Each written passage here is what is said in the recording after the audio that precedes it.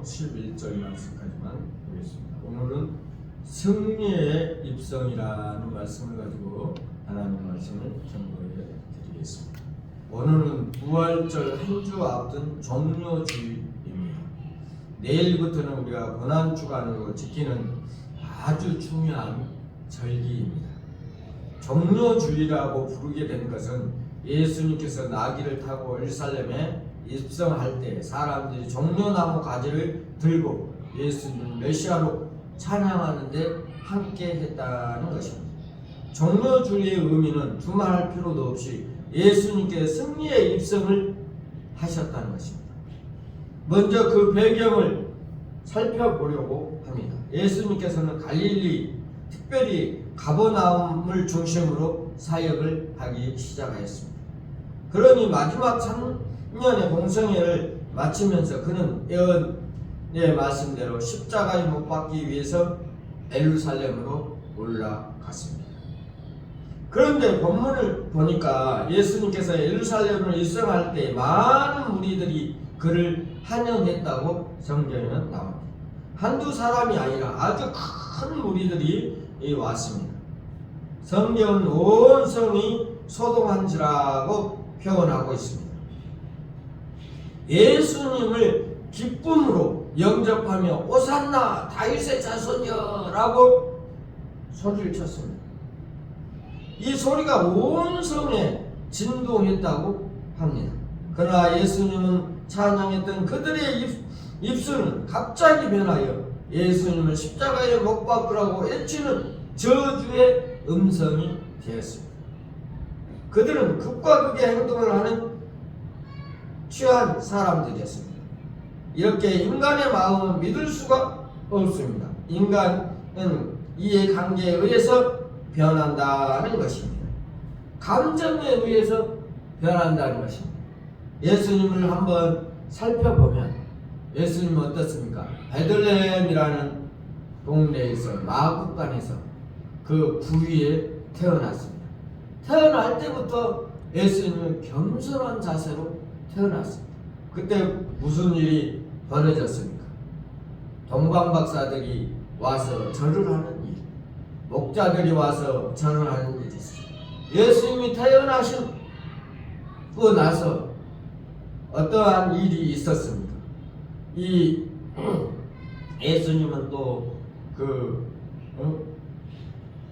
애국으로 피신하는 일이 있었지 않습니까?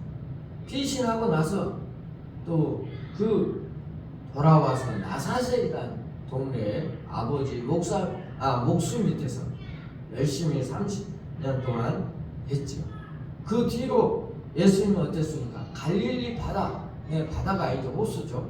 갈릴리를 중심으로 해서 사역을 했던 것을 우리가 알 수가 있습니다. 그 사역을 마친 다음에 예수님은 예루살렘에 입성했던 것입니다. 예수님이 하신 일이 3대 사역이 있습니다. 마태복음 4장 23절의 말씀을 보면 첫 번째로 말씀을 가르친 일을 했습니다. 두 번째로 복음을 전파했다고 나옵니다. 세 번째는 아픈 병자들을 다 고쳐주는 것을 성경을 통해서 나와요. 이 3대 사역을 예수님이 다 마친 다음에 십자가에 죽으시고 예루살렘에 입성하셨다는 것입니다. 마태복음 21장에 보면 예루살렘에 입성한 예수님 어떤 분인가에 대해서 세 가지로 묘사하고 있습니다. 첫째, 예수님은 겸손하신 평화의 왕으로 오셨습니다. 스가랴 9장에 보면은 시온의 딸들아 크게 기뻐할지어다 라고 했습니다. 예루살렘의 딸들아 즐거이 부를지어다 라고 했습니다. 보라, 내 왕이 내게 임하리니 그는 공의로우시며 구원을 베푸시며 겸손하여서 나귀를 타시니 나귀는 작은 것 곧 나귀 새끼라고 했습니다. 이 예언의 말씀대로 예수님은 나귀 새끼를 타고 예루살렘에 입성하신 것입니다. 사실 그 당시에 전쟁에서 승리하고 정복한 승리자들에게 돌아올 때 백마를 탄다든가 멋진 말을 타고 그 뒤에는 이 부장들과 많은 부인들이 뒤따라 와서 이렇게 해야 되는데, 말을 타거나 혹은 걸어서 충족한 사람들 뒤에서 많이, 오늘날로 말하면 카퍼레이드를 하는 것입니다. 예수님은 엄밀히 이 의미에서 진정한 승리자요 정복자였지만 그는 겸손하신 평화의 왕으로 오셨기 때문에 나귀를 타고 예루살렘에 입성했다고 성경에는 나와요. 우리가 흔히 당나귀라고 부르는 이 나귀는 말처럼 키가 크지도 않고 우아하지도 않고 잘생기지도 않았습니다. 키가 조그맣게 생긴 것을 볼품이 없었던 것입니다. 그러나 예수님은 겸손하시고 평화의 왕으로 오셨기 때문에 연한 그대로 나귀를 타고 예루살렘에 오셨습니다. 두 번째로 예수님은 심판의 주로 오셨습니다. 오늘 본문 말씀 뒤에 보면 예수님께서 예루살렘에 들어오셔서 제일 먼저 성전을 청결하는 일을 하셨습니다. 다시 말해서 우리 예수님은 심판주라는 말씀입니다. 그런데 우리가 주목할 것은 예수님께서 심판하실 때 세상을 먼저 심판하는 것이 아니라 성전부터 정결하게 하고 심판하셨다는 것입니다. 세 번째로 예수님은 열매를 요구하십니다. 성전 청결하게 하신 후에는 예수님은 열매 없는 무화과를 저주하셨습니다. 그것은 열매를 요구하시는 왕이라는 것을 우리에게 가르쳐 주고 있습니다. 예수님은 그 나무가 크냐 작냐 묻지 않았습니다. 잎사귀가 얼마나 무성하냐 그것도 묻지 않았습니다. 어떤 열매를 맺느냐 그것도 아닙니다. 내가 열매가 있느냐 없느냐 예수님의 열매를 찾으셨습니다. 여러분의 삶 속에서 예수 그리스도의 열매를 맺기를 바랍니다. 우리의 직업은 다양합니다. 그곳에서 열매를 맺어야 된다는 것입니다. 우리의 삶이 어디서 무엇을 하든지 예수 그리스도의 열매를 맺어야 된다는 것입니다. 열매 없는 삶은 무화과 나무처럼 우리는 저주를 받을 것입니다. 우리의 삶 속에서 하나님의 열매, 주님의 열매를 맺는 우리 대림 새생명교회 모든 성도들이 되시기를 바랍니다. 영상을 보는 모든 성도들도 예수 그리스도의 열매를 맺는 삶을 사시기를 바랍니다. 두 번째로 예수님께서 쓰임받는 나귀와 같이 그와 받는 영광을 한번 살펴보겠습니다. 우리가 살펴보려고 하는 주제는 볼품 당나귀 예수님께 쓰임받게 됐고 마침내 놀라운 영광을 얻게 되었다는 점입니다. 이와 마찬가지로 우리들도 아무 지식이 부족하고 인격이 부족하고 물질이 부족하고 사회적인 지위와 볼품이 없다 할지라도 예수님 앞에 쓰임받기만 하면 큰 영광을 얻을 수 있다는 사실을 믿으시기 바랍니다. 이 당나귀가 얻는 큰 영광은 무엇입니까? 본문에서 보면 세 가지 중요한 영광을 얻습니다. 첫 번째로 찬송을 받았습니다. 물론 예루살렘의 거민들이 당나귀에게 찬송하는 것은 아닙니다. 호산나 찬송하리로다 예수님을 향하여 한 것입니다. 그러나 이 당나귀는 예수님을 타고 간다는 한 가지 이유 때문에 그도 함께 찬송 소리를 들을 수 있었다는 것입니다. 에베소서 1장에 보면 성부 하나님, 성자 예수님, 성령 하나님께서 저와 여러분의 찬송을 받기를 찬미하는 것을 가장 원하고 있습니다. 그런데 바로 이 찬송을 나귀가 듣고 받았다는 것입니다. 지금도 애국 대통령들이 우리나라에 오면 원수가 오면 공항에 나가서 찬송을 하고 노래를 합니다. 이처럼 찬송을 한다는 것은 굉장한 영광입니다.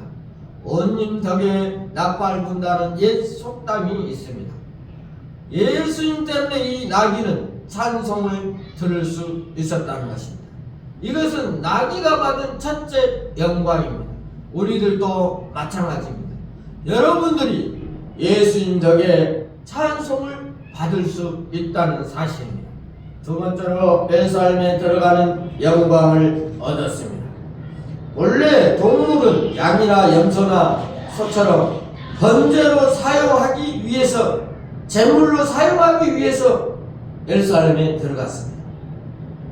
제물로 사용할 것을 제외하고는 예루살렘에 못 들어갔다는 것입니다.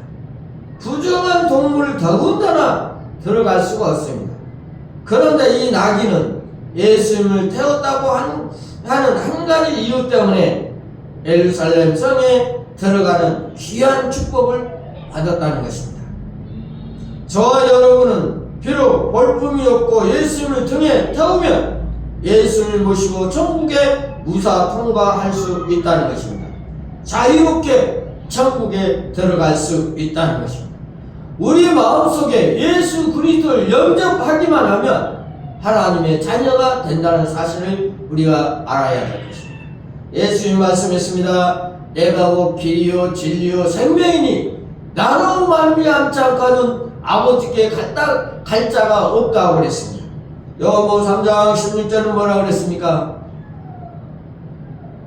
하나님이 세상을 이처럼 사랑하사 독생자를 주셨으니 이를 저를 믿는 자마다 멸망치 않고 영생을 얻게 하심이라고 그랬습니다. 우리가 예수 그리스도만 믿기만 하면 하늘나라에 갈 수 있다는 사실입니다. 이 나귀가 예수님을 태우고 예루살렘에 들어간 것처럼 우리들은 예수님을 영접하기만 하면 하늘나라의 저 천국에 들어간다는 사실을 우리가 믿고 의지해야 할 것입니다.